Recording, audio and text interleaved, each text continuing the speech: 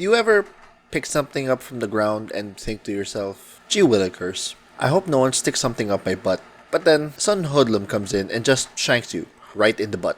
That's Phantom Assassin. She's just sneaking around collecting whatever loose change she can find so she can buy the latest iPhone with whatever fuck all she has in her pockets, coming out with $5 and peanut shells. But when she gets her items, damn, she just goes behind you and touches your butt with a knife. Or if you're far away, she can just throw the knife at you, making you die from an aneurysm from how much damage she can do, and you're not gonna do anything about it. The Sisters of the Veil are an order that considers assassination as important as America is to firearms. Through a process of tarot cards and newspaper horoscopes, children are selected to be raised by the Sisters of the Veil. Their identities are only the Veiled Sisters and their numbers are unknown. The group chooses their targets of assassination by no conventional means because they are spooky like that, and any pattern of their killings is only known to them. They will kill anyone, from stabbing royalty to pushing old ladies down the stairs, and being killed by them should be considered an honor because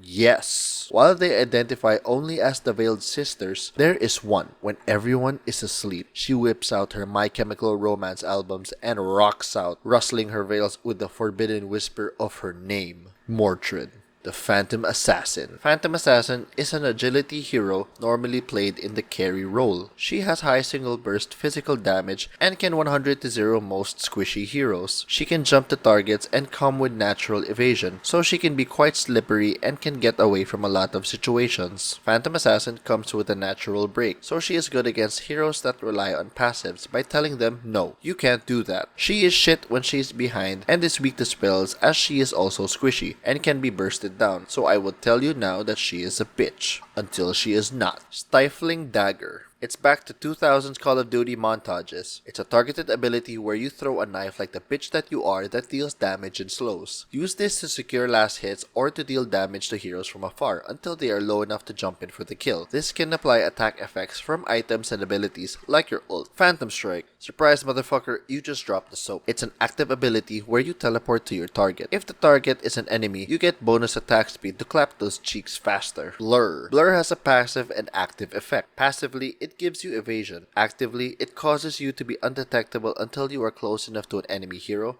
tower, or outpost. Use this to go sneaky breaky around the map. Attacking creeps while Blur is active will not break stealth, so you can use this to farm jungle creeps. Using skills when far enough won't break stealth either, so feel free to chuck Stifling Daggers from afar as well.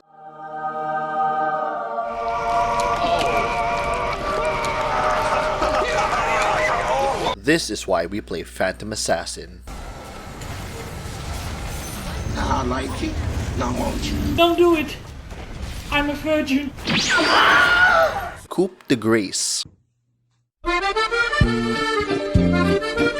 As a passive that gives you an insane amount of critical damage. When you attack, you have a chance to get Deadly Focus seen here. When you attack with Deadly Focus, you proc the critical hit seen in the blood effects here like it's a Tarantino film. Hitting Stifling Dagger has a higher chance to proc Deadly Focus and can crit when Deadly Focus is up. Shard and Scepter. For Shard, you get the spell Fan of Knives, which deals percentage pure damage and applies break in an AoE around Phantom Assassin. What's not to love about this skill? It has great scaling, pure damage, and tells enemy heroes you can't do that passive because my dad works at Valve and he can get you banned. You want this. Scepter gives Blur an instant cast time and reduced cooldown. Anytime Phantom Assassin gets a kill, her cooldowns are refreshed. I haven't gotten this since there are other items that are more priority to get, so I think you can get this since there are many situations where refreshed cooldowns would have closed fights faster. So I think this is still a good pickup, or I'm just bad. For runes, you can't do much, so I suggest staying at the rune in jungle. You have a slow and some damage, sure.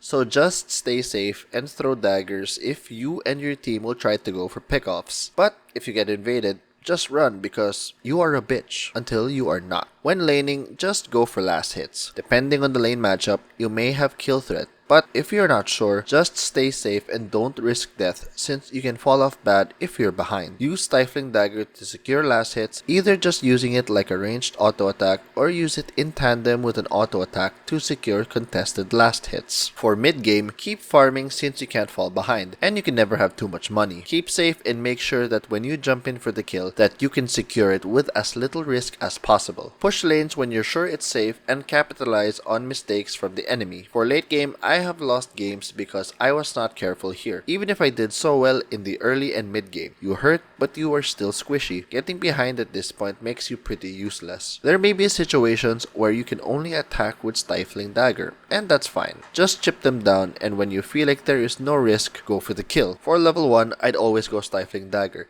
since using Phantom Strike to your enemy at level 1 is pretty much a death sentence, and getting evasion doesn't really do much but make you a bit spooky. Next is Phantom Strike, then Stifling Dagger, then Blur. Then max out Stifling Dagger, Phantom Strike, Blur, and max out Coup de Grace whenever you can. Here are the items I'd start with depending if I'm expecting spellcasting or not. Then here's the item build in order. You can build into Orb of Corrosion to start only if you have kill threat depending on the lane matchup. After Orb, or if you have no kill threat, go for Treads for the faster attack speed and stats. Next is Battle Fury. Phantom Assassin needs this item to help her farm. Without it, she's broker than a college graduate. The cleave damage with crits on enemy heroes when he hits right is chef's kiss. Next is Desolator. Since you're going to be dealing with physical damage, the minus armor and the scaling damage per kill just works for her kit. Next is BKB. You're going to be dealing a lot of damage, but it doesn't matter if you're stunned until you die of old age. You're also weak to magic damage, so the reduced magical damage taken helps also. Next is Shard. I think Fan of Knives is a good spell for its percentage pure damage, and there is no reason not to get it even though there is no passive to break. Other than that, build how you see fit. Here are some suggested items to build after the mentioned items. Now let's get into a game and see if we can do well with Phantom ass in.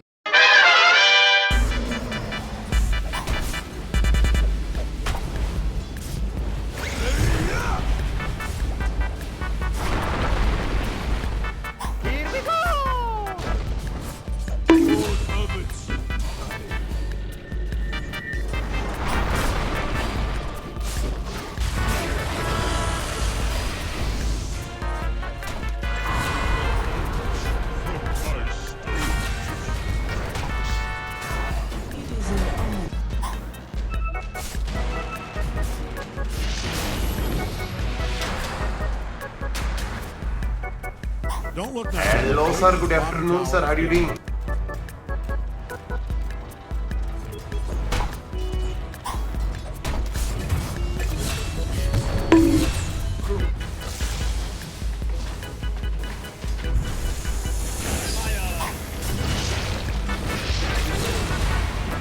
Never touch the stuff. Things are looking dire. Dire's bottom tower. Again, I said the bottom tower is in trouble. Kill streak does not like Dire's bottom tower, and it shows.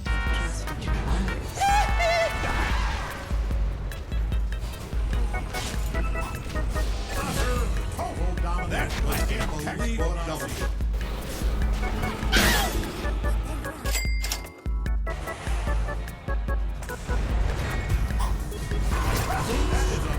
I think that's a mega kill. Assassination at its finest. Anyone who said this could be stopped, yes, that is a double is textbook unstoppable. This is literally what being unstoppable looks like. It is senseless butchery down there. That is a triple kill tragedy right out of the...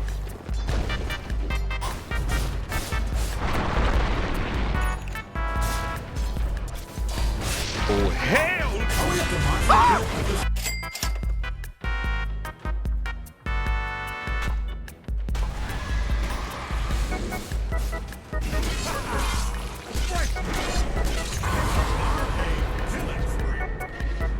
I was meant to have this.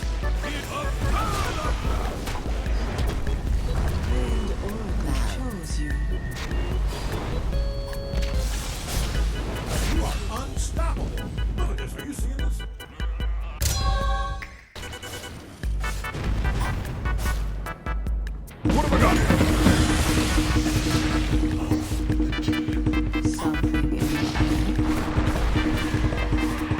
Hope Dyer's middle tower is standing. This is big dick on me.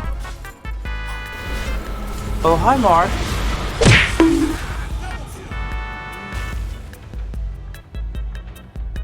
Oh no. Dyer's top tower is really taking a beat.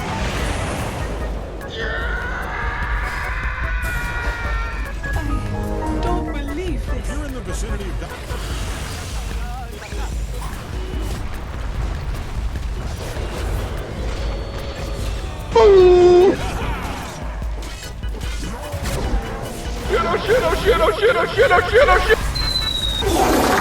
Man, Radiant does not. I'm really rich.